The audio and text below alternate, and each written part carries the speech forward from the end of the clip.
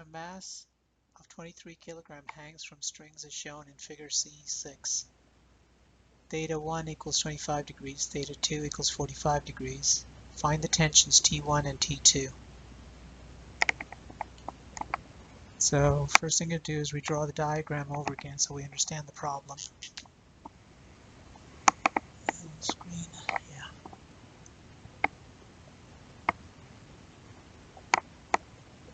So here's our ceiling. We have one string and a second string. We're told theta 1 and we're given theta 2, and this is T1, and there's a point of connection between the third string that's connected to a mass M. So T2, theta 2, theta 1. We're given theta 1 is 25 degrees. Theta 2 is given by 45 degrees. And T1, that's what we have to find. T2, that's what we have to find. We're told that the mass of the part of the object that's hanging off the string is 23 kilograms. Okay, so we're going to do a free body diagram. I'll do it over here, I guess. And the free body diagram is for this particle right here, this point of connection. This has effectively a small mass, negligible mass, but we can do a free body. So there's a tension T1 acting to the up, left up. And there's a T2 acting this way. We're told this is angle theta 1, and we're told this is theta 2. And then we have force of gravity pulling down, or actually the tension, and the tension is associated with force of gravity of mass. So there's force of gravity acting down of mass and pulling on this point here. So it's actually technically the tension in the string, but that tension in the string is the same as the force of gravity of M being pulled down, because this mass is not moving. So this tension over here is the same as the force of gravity. So technically I should be doing tension here, but I'm skipping a step. So the sum of all forces, and I got to put directional vectors, so I'll put I and j hat. So I to the right, j to the up. The sum of all forces is equal to 0 because the object here is not accelerating. And so we can write up the components as equal to T1 plus T2 plus the force of gravity. T1 is given by, so we have to break up this component. The force is this way, so the I component is negative, so it's minus T1. The ratio of this side to this side is cosine of theta 1, so it's minus T1 cosine of theta 1 I hat. The up component is with positive, so it's plus T1 sine of theta 1 j hat. So this is T1. So T2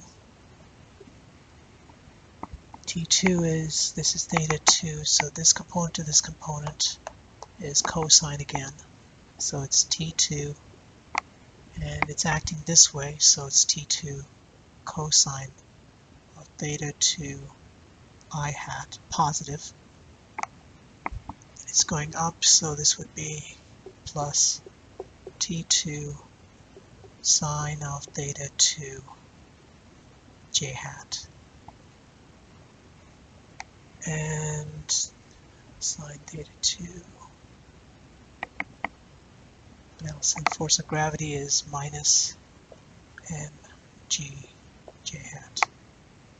So is everything on the board? I hope everything gets on the board. Yeah. So we have an I component, which I'll put a single line for the I components. And then I'll put a circle, a smiley face for j hat. J hat. and this is j hat.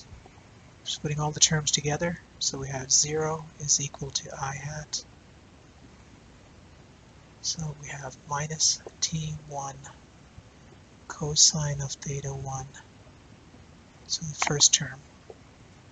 Second term is plus t2 cosine of theta 2. The j terms, so is going to be t1 sine of theta 1 plus t2 sine of theta 2 minus mg.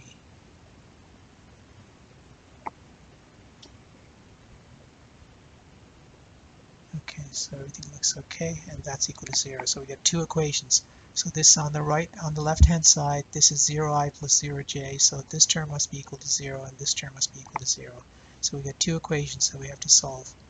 Minus t1 cosine of theta 1 plus t2 cosine of theta 2, and that's equal to 0, first equation. The second equation is going to be t1 sine of theta 1 plus t2 sine of theta 2 minus mg. And that's equal to 0. I'll circle all of the unknowns. So we have t1 is unknown, t2 is unknown, t1 is unknown, t2 is unknown. So we have two simultaneous equations with two unknowns.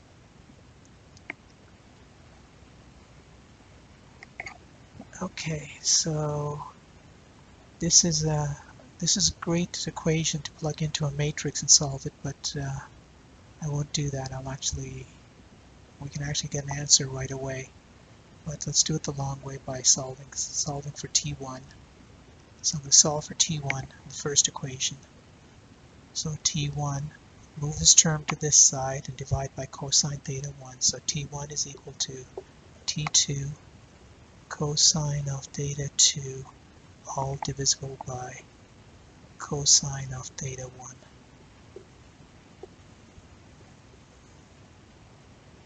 So now we can plug into this for t1 into this equation and then solve for t2. So I'm going to solve for t2 right away in terms of theta 1 and then plug in t1 into this equation.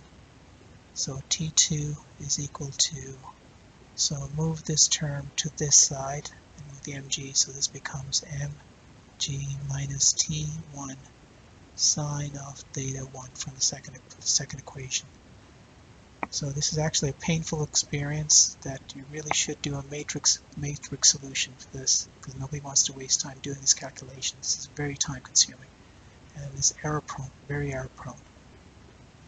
But we go through it anyway.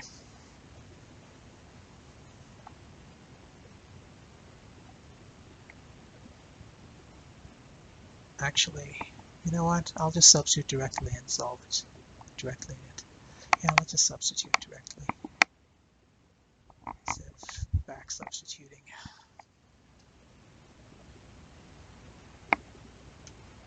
So 0 equals, t1 is equal to t2 cosine of theta 2 all divisible by cosine of theta 1.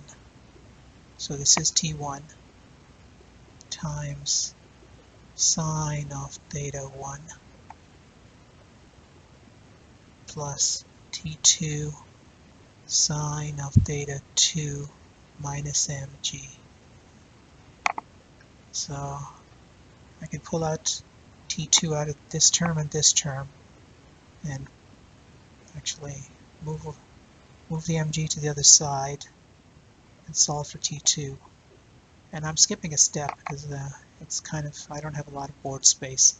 So I'm going to move the mg over to this side. I'm going to factor out t2, and I'm going to get that t2 is equal to mg. Let's see if I can get it on the board. All divisible by cosine of theta 2 sine theta 1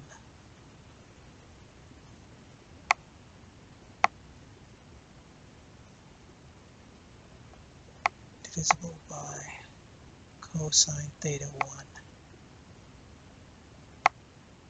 plus sine theta 2.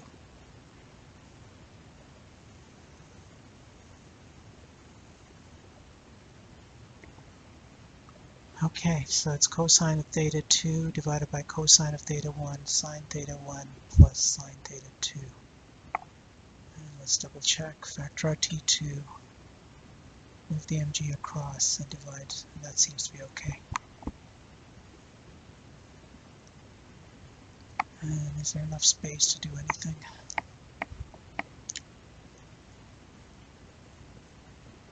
T2 and T1. Actually, let's write down the equations and just plug it in. So what is T1 is equal to? T1 is equal to this times a factor. So it's basically I'm going to have to erase something. So maybe, is there enough space on the board over here? So let me erase some of this over here and rewrite T2. Okay, so T2, I'm going to multiply by cosine theta 1 on both sides, top and bottom.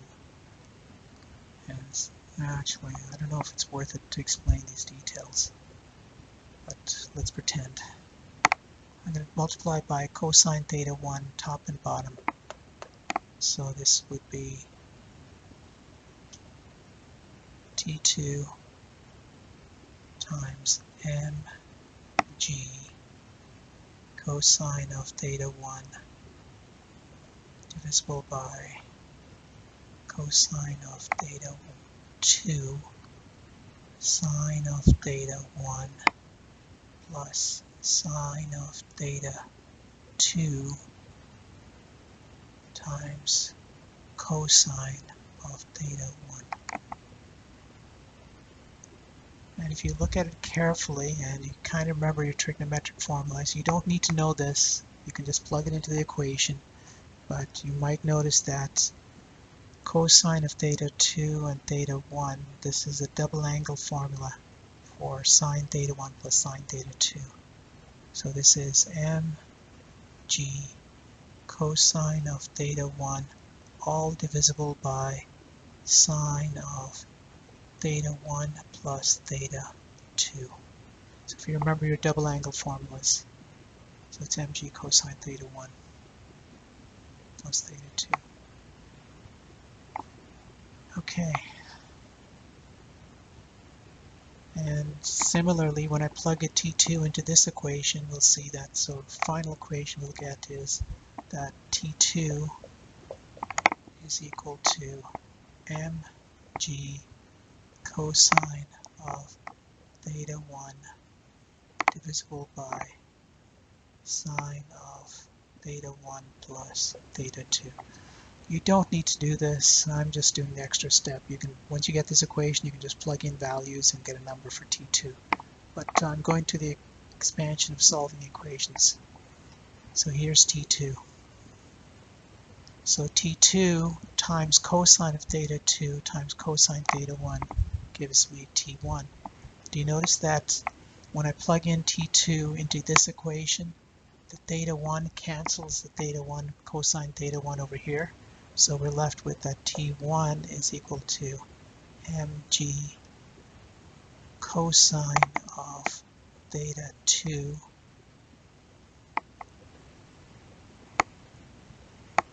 times sine of theta 1 plus theta 2. This is the second tension. So I went through the steps of actually solving these equations, but you don't have to do it. All you need is an answer for T1 and T2. But because it's simplified, we can actually double check and verify these equations are quite correct. We can actually say, okay, let's assume theta 1 is 90 degrees and theta 2 is 90 degrees. If T1 and T2 are 90 degrees, then what is cosine of 90 degrees? 0.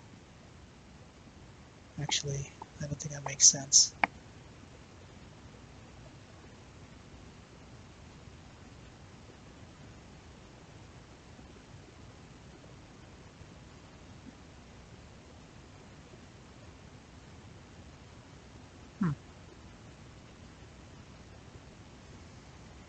Actually, let's see. When theta 1 is 90 degrees, theta 2 is 90 degrees.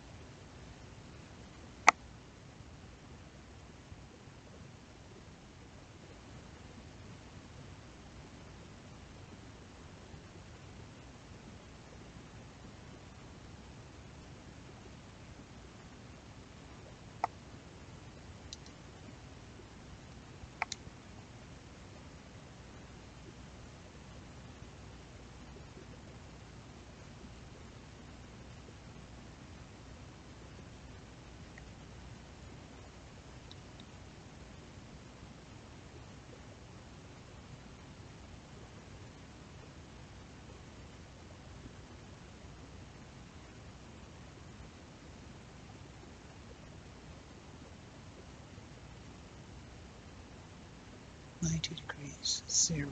Cosine theta is 90 degrees, 0.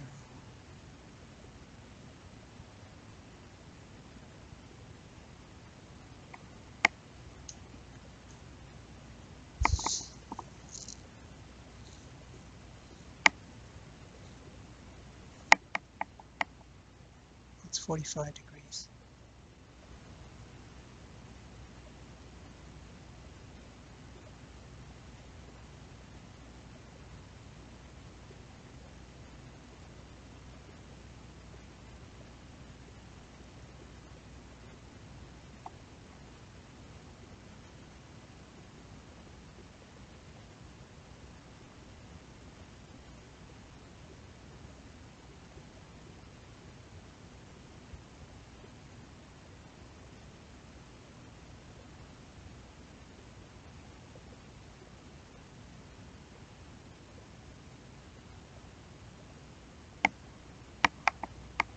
Hmm.